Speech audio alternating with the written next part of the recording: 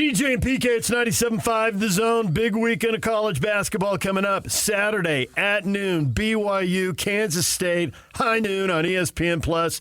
K-State is struggling. They've lost 7 of the last 8 games, but the one win was over Kansas. And there's the Big 12 in a nutshell, PK. Oh, totally. You get off to a great start, which K-State did, and then it all goes wrong, which it has. But in the middle of that, you still beat your rival, who's one of the elite teams in college basketball. I watched that game. It makes no sense, and yet there it is. Well, any home team can beat any team in this conference. Yeah, and we've seen that, right, with Oklahoma State now winning 3 straight road games, the third one being the win over BYU.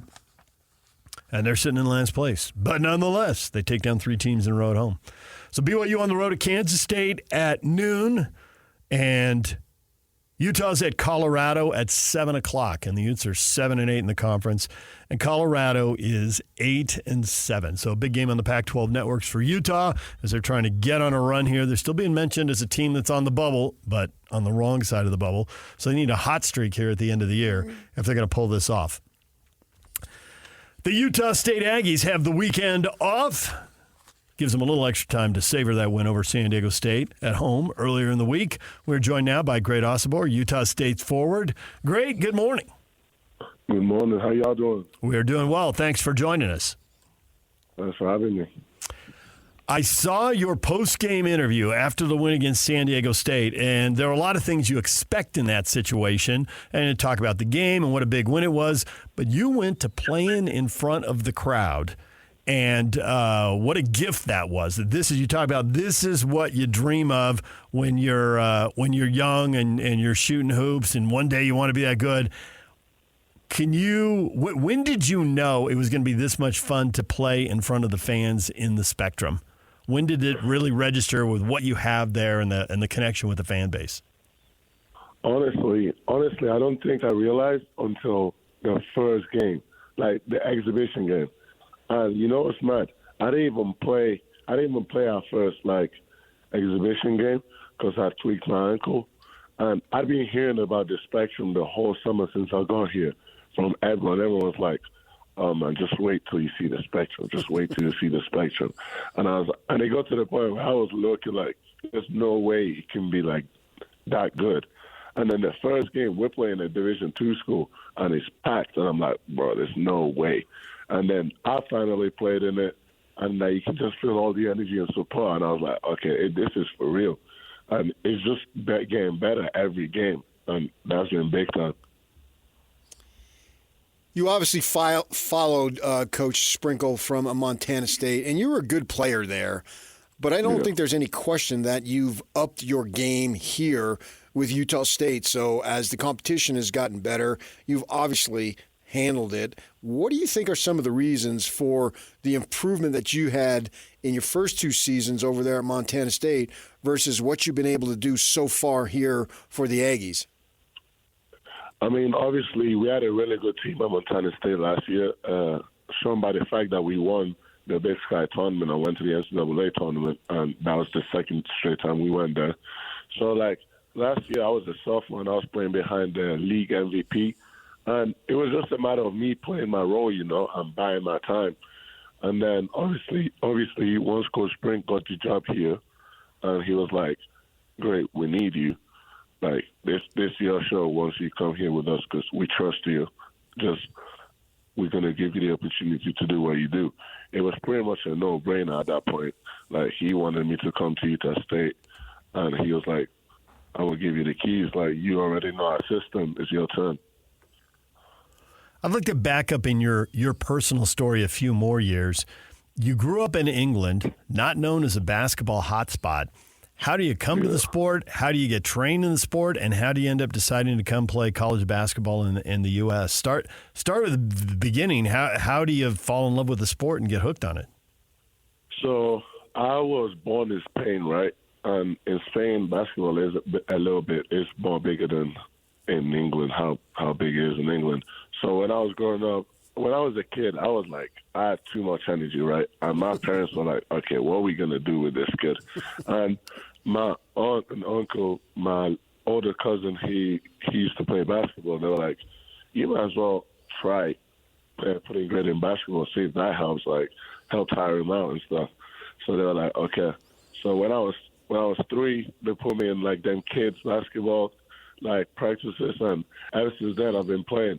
So when I moved to England, even though basketball isn't like the main sport there, it's like this is something I've been doing my whole life. That's all I know. So I was like, I'm gonna keep doing it, right? Because I'm pretty good. But then I was going playing different levels, and I was like, okay. Obviously, the goal is to go to America, play at the highest level possible, right? And we didn't know how we were going to do that.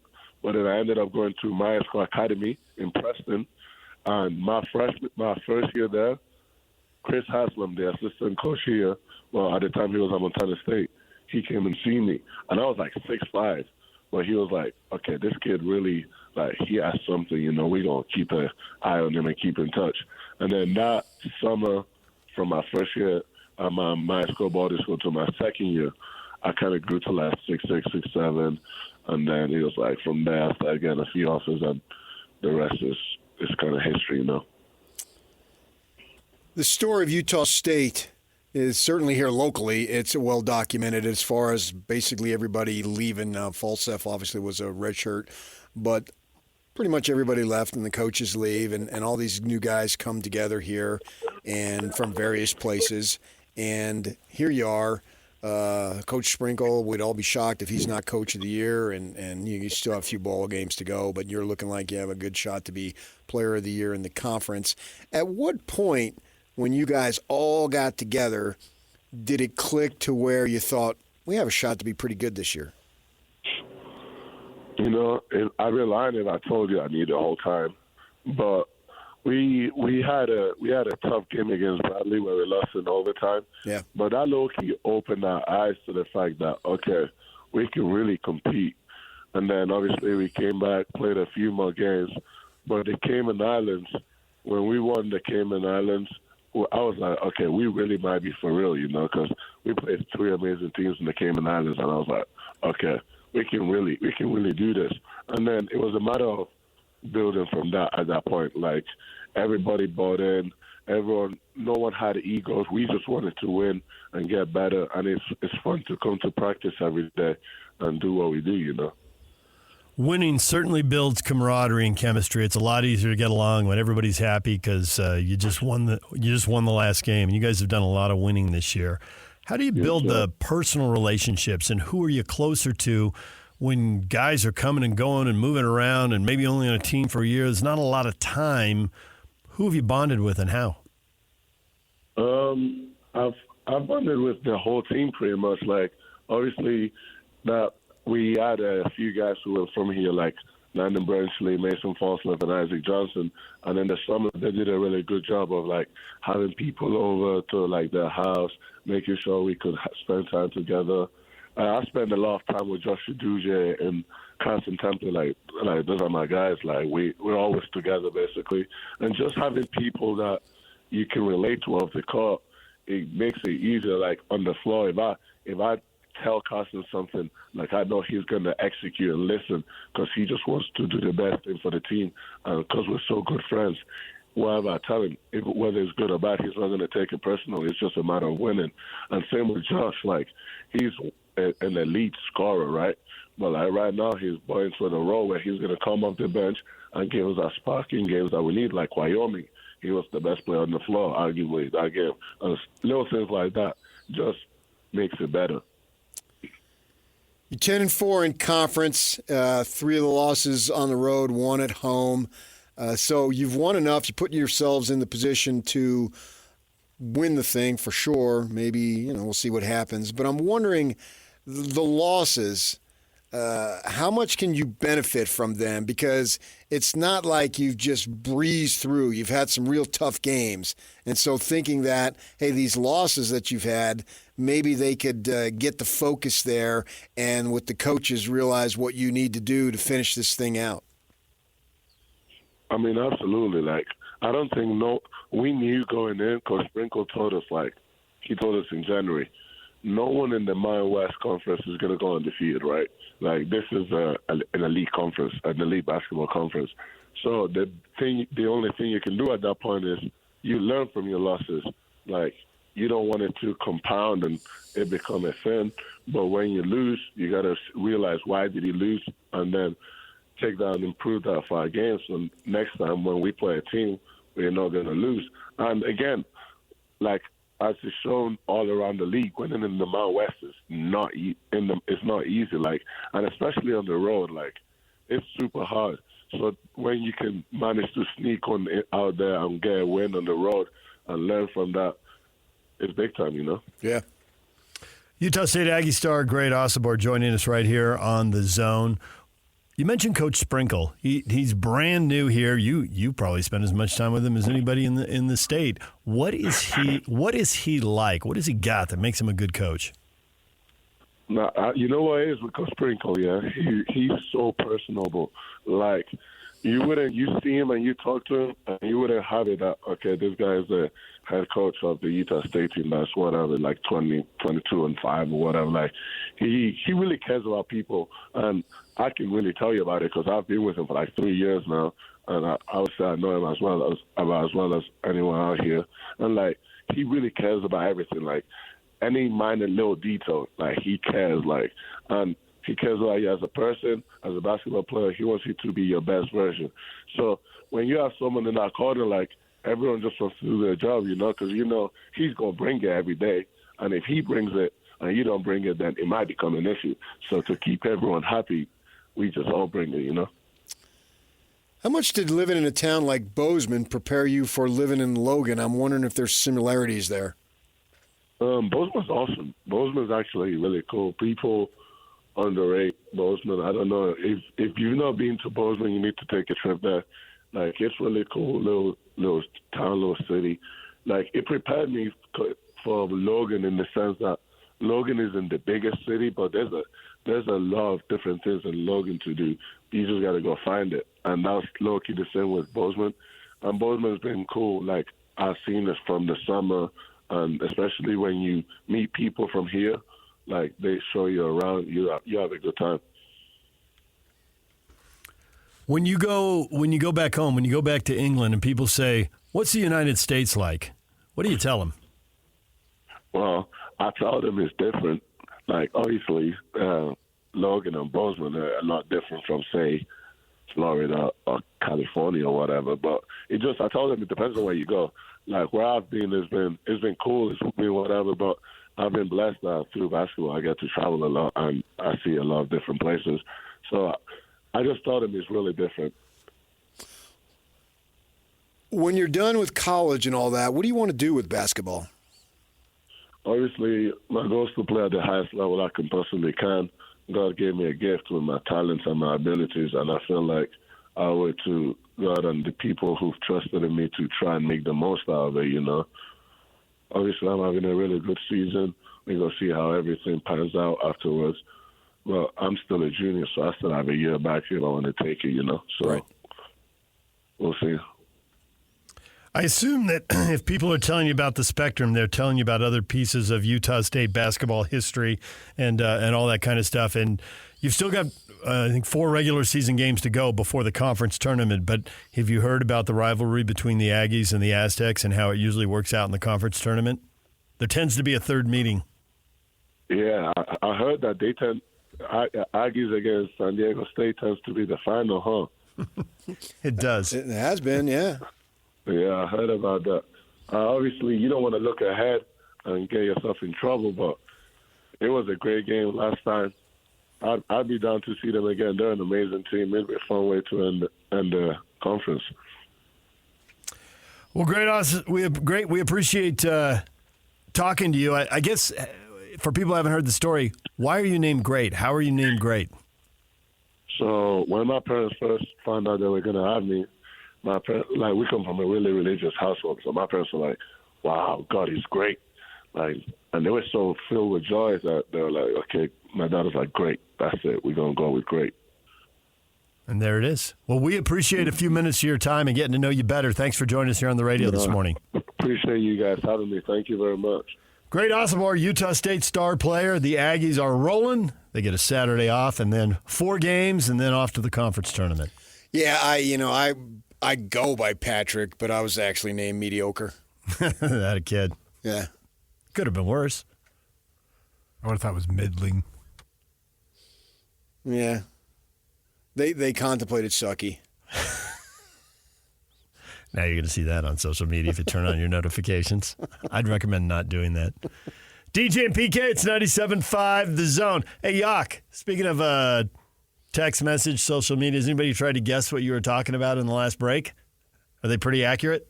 They nailed it. Yeah, they figured it out. Didn't take very long. Nailed it. I see what you think. Fine. When we come back, everything you missed in this show, stay with us.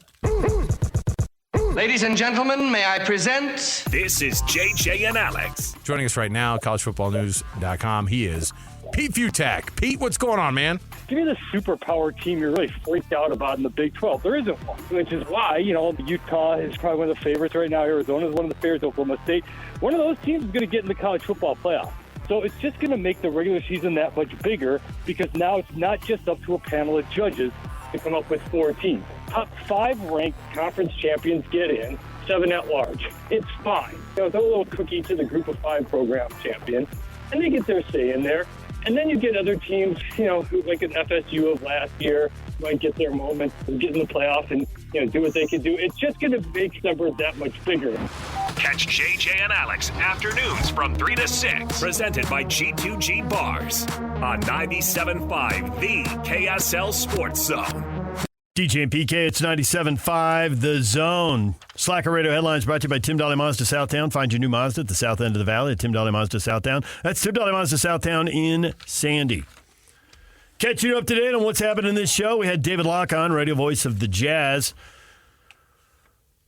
I thought it was interesting, PK, when he explained why do they end up with 17 points in a quarter? Why can't Markkanen take over and fix things? Why doesn't he get more shots? I have to say, when I went back and looked at the shot chart, I was surprised he took 5 or 6 shots in the fourth quarter, which is, quite a few. I think I would have guessed 2 or 3. Now, one of them he had wiped away because he hit a 3, and Sexton was called for an illegal screen when he already had the guy going under the screen. I don't know why he had to move. Play, yeah. Sexton was literally a pulling guard. Okay, yeah. And there was no need. The guy's going under the screen. Markkanen's going to get the shot off. You don't have to. See, he plays guard. Yeah, I get it. And he was moving. He was moving. Like it's an a pulling offensive guard. lineman. I think we all got it. But thanks for explaining it, just in case. Well, I know you're a basketball guy. Yeah, but that's a football joke. Right, and you're not really a football guy. But I knew he was a guard. I think many people know he's a guard. I think very few people identify Sexton. I didn't know if you knew the offensive lineman, the guard tackle type thing. I didn't know you knew the positions. That is super condescending. You're Good a work by football guy. A basketball guy. Super condescending by you. Really appreciate it. Well, if you're going to be anything, you might as well be super at it. Very good. You're like great Osobor. I've got a gift. If I can't be condescending at the highest level, you're just not fulfilling your gift. That and you're 6'8", 250. That a kid. Yeah, you're a load.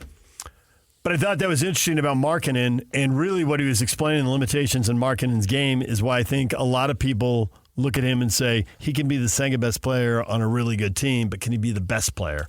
And that's one thing, a key thing, that is missing. Give him the ball and have him create a shot. Well, that's not what he does. And the whole eyeball test, matching the stats, the stat about of all the guys who scored 20 points a game in the NBA, he has the ball the least because he's catch and shoot guy. He's not. That doesn't surprise me, by the way, at all. Not if you're ISO. watching play. No, I didn't know the stat, but as soon as I heard it, I thought, well, that makes sense. He is a fire away dude. Sometimes I question shot selection so quick. That's what bugs me on the threes. To me, if you shoot your 3, I don't like it quick. I don't like it rushed.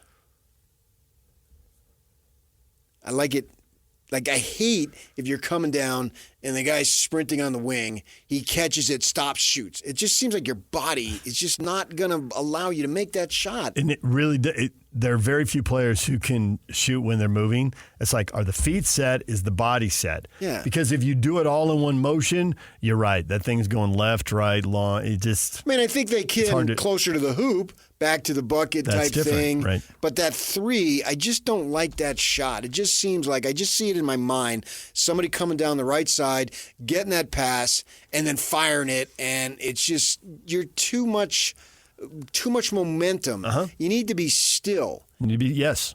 If you're still, the odds go way and up. you got a second, half a second, whatever it might be, fine. I think sometimes he gets it, and it just seems rushed.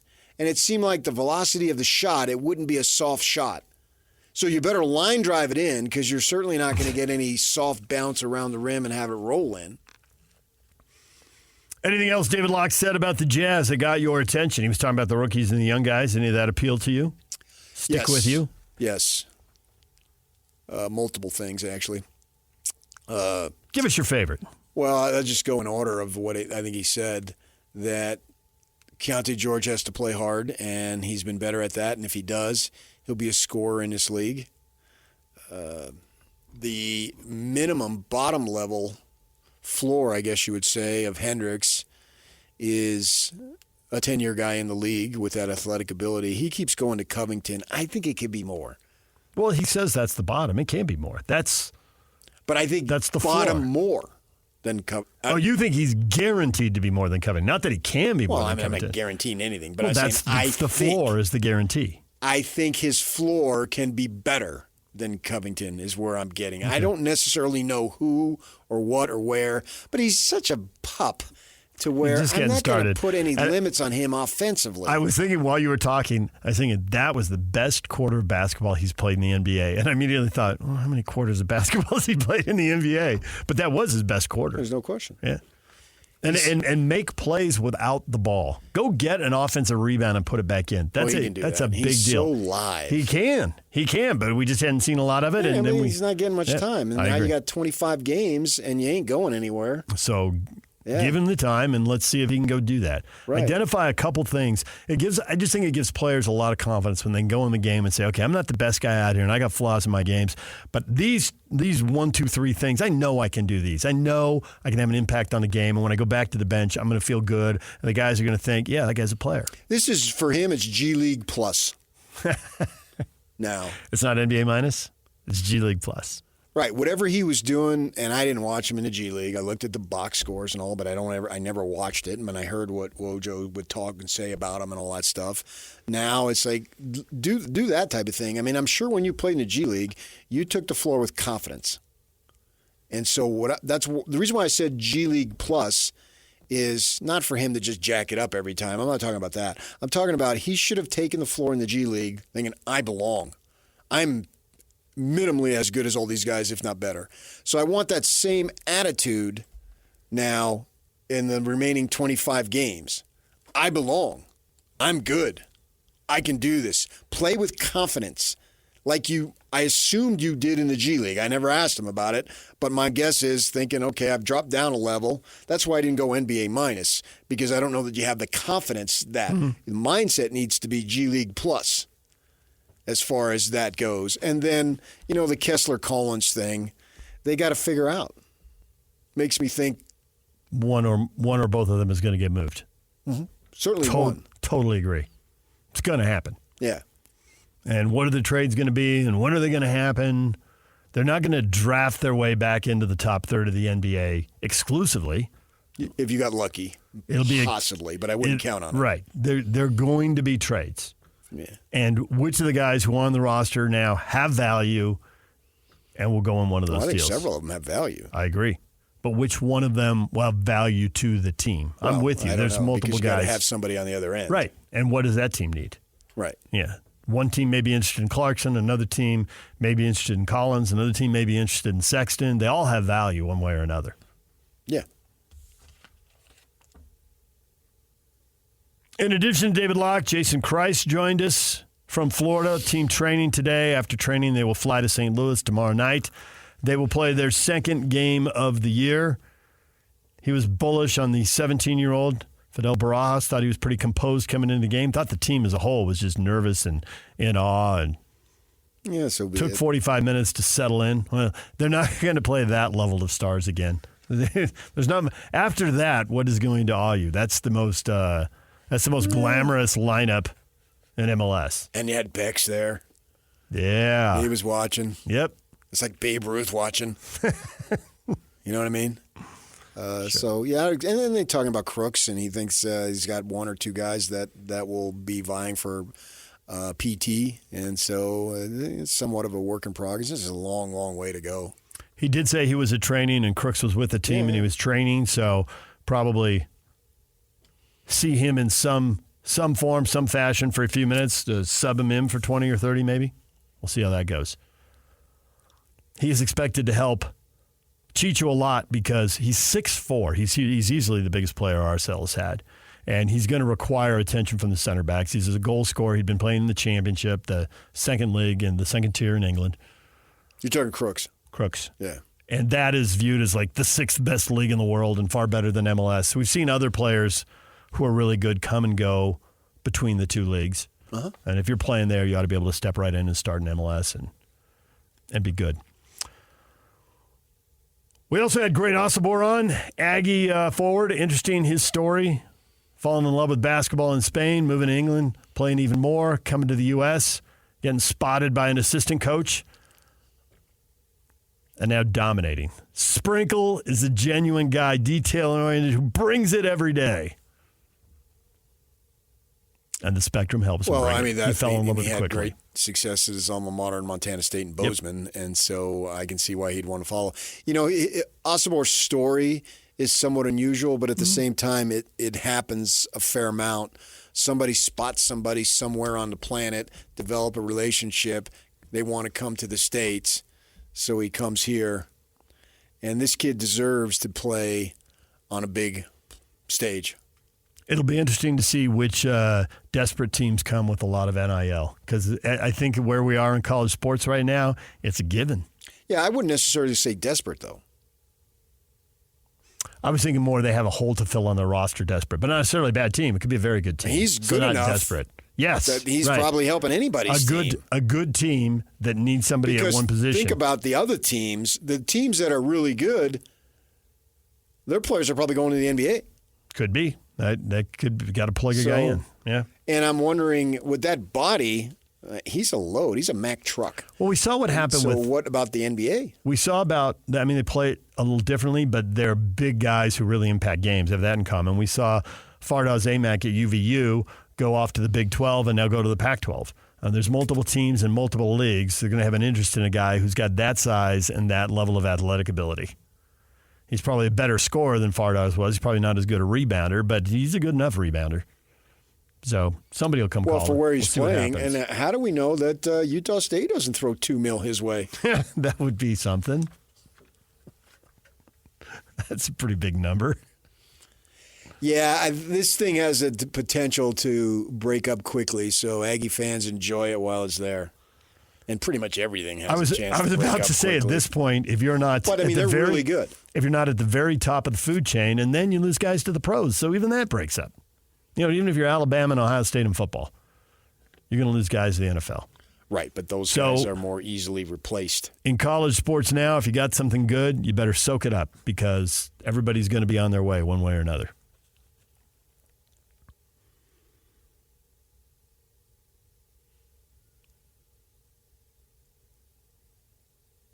Anything else we talked about in this show you would like to tell the people all about? Yeah, I guess you're irritated at the politicians, huh? That's what I took from that. It's not. You're just making stuff up. You were bringing in taxation without representation. And no, I brought in the taxation. You brought in the representation. Well, I just asked you because it seemed that's where you were going. So if you weren't with us earlier to get you up to speed on this, the rental cars or something you were telling me. One of the most surprising things here in the last few weeks, after 20 or 30 years of questions, do you think we could ever get Major League Baseball? Do you think we can ever get the NFL? So, well, before we worry about that, why don't we worry about who's going to pay for the stadium? Because for decades, I didn't think there was any appetite for our legislature to spend tax money on this. And why not? I have no idea what the appetite of the legislature would be. Just getting I think it was about $60 million for the soccer stadium in Sandy was a brouhaha that lasted for a while before it got sorted out. And they did eventually do it. So tens of millions of dollars was a big deal. This is going to be hundreds of millions. I mean, some people are spending over $1 billion on these stadiums. I don't know what the price tag will be on the facilities here. I wouldn't think it's that high. But nonetheless, it can easily be $500 million. It could be 10 times what they spend on the stadium. That wouldn't be surprising. So they're looking at raising, and it's gone out of committee. It hasn't gone to the full vote yet, but they're looking at raising the tax just on. Advanced, by the way. It did just advance. 8-2 vote to advance the bill ahead to the House for a full vote. And that's on the baseball stadium? It's on the baseball one. I literally just saw that tweet come across. Okay.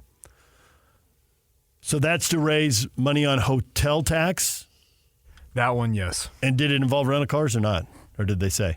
That part I do not It's know. basically a tourist tax. How about shuttles? How about the scooters? They ought to tax the scooters. get There's the big scooter money in companies, taxing the yes. scooters. Yeah. And That's an excellent idea. Or those city bike things, those green things. I think the scooters have kind of, I don't see as many people on the bikes now. The scooters have kind of taken over.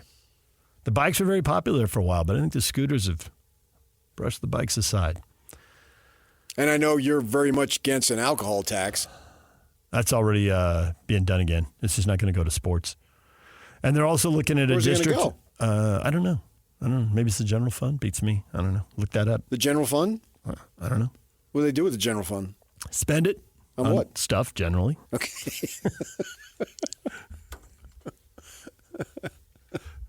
You want to argue with that, Yuck?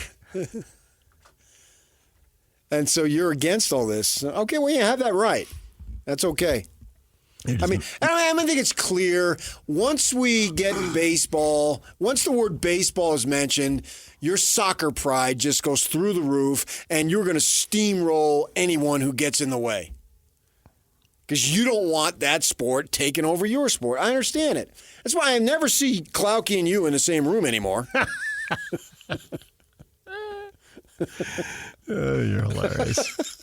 You would if you came to Jazz games. I would if I felt it. Well, never mind. But no, please do expound. Share. I understand. You get your soccer stuff just gets in the way. It's not going anywhere. You got your nice little thing just right. You get out of the studio for 11 months out of the year during the season, so it's okay. 11 months out of the year during the season. I see that too. Gonna play the hits here. We got 90 seconds till break. Play the hits, people. Let's go. I've often said soccer's a good sport for kids.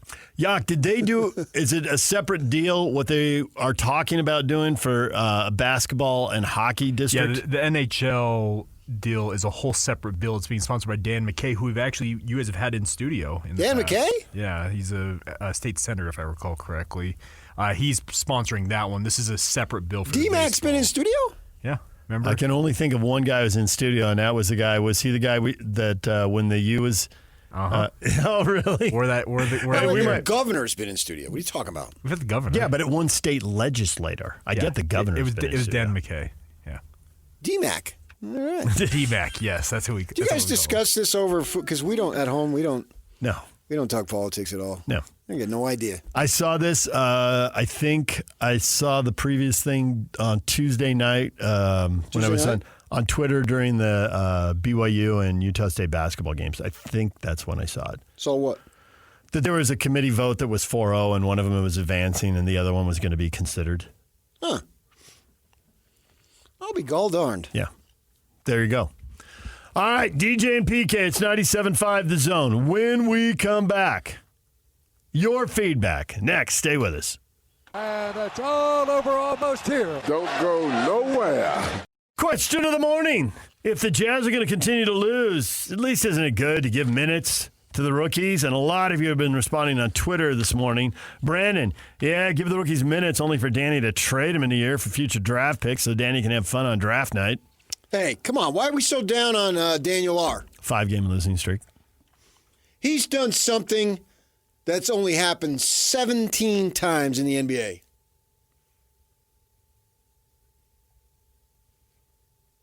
Win it all with the Celtics? Yes. Put together a Celtic championship team? Yes. Taylor Hendricks fan clubs at 1280 Josh says, yeah, like play him in the fourth quarter last night would have been great. Hendricks was awesome in the third, didn't see the floor in the fourth. Neither did Sensabaugh. I'm okay with Sensabaugh, but I didn't understand the Hendricks thing, to be honest. Yeah, could have seen him for a few minutes early in the fourth. Not the final five. Why not? Yeah. Why not the final five? If you're going to lose, what's the difference? Ryan says, what do I want? I want him to lose enough to get the 8th pick in the draft. The 8th pick? That's going to be pretty hard. They got a little separation there from the worst 8. But if they try hard, they can do it. Just say that something's come up and Marketing has to go back to the military in Finland? Warrior at Warrior Hunt. Isn't that the point? The issue I have is we still try to be competitive to this point in the season, and then we lose the rest of the way, which guarantees we're always going to be drafting in that 9-10 range. If we're going to lose, we might as well go for a high draft pick. And last year was the year to lose, and we didn't do it. Yeah, but I mean, you had such a minuscule chance to get it. To get one by Yama with number 1, 14%. But it was going to be somebody, and you could still get a very good player at 2, 3, 4. Miller's a good player. Right. No doubt. He was good at Alabama. He's good here. Now you're at a 28% chance of getting one of the top 2 picks. Okay, but how do you know Hendricks doesn't develop in 2 or 3 years? You don't. Right. So maybe they got one anyway. It's all a roll of the dice. We don't really And maybe know. he just needs a little more opportunity to develop than a Brandon Miller, who has a more sophisticated offensive game. At this point.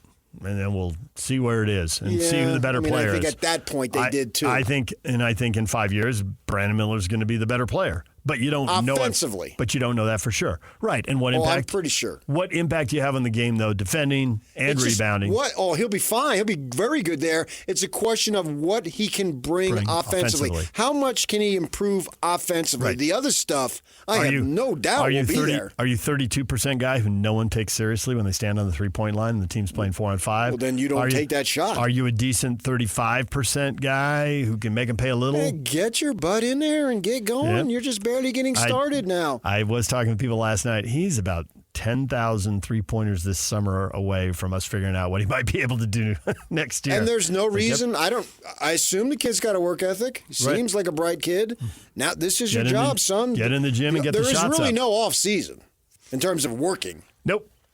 There's a week. You get a week vacation like everybody else. Yeah. And then you have another week at the end of the summer. And there's your 2 weeks. Right. But the rest of the time, and the thing is, you can detail go a plan. And the thing is, unlike other jobs, well, maybe like more jobs now, you can go other places and get shots up. I mean, you don't have to. You want to go. And we've seen guys go to Florida. All right, and you want to go spend a couple hours in the middle of the day at the beach. Great, and then another afternoon workout. You're back in the gym, weights, shooting, whatever it is you're working on. Well, there's plenty of time for you to have a life. Yep, plenty of time. No one's asking you to do 15 hours here. Yep.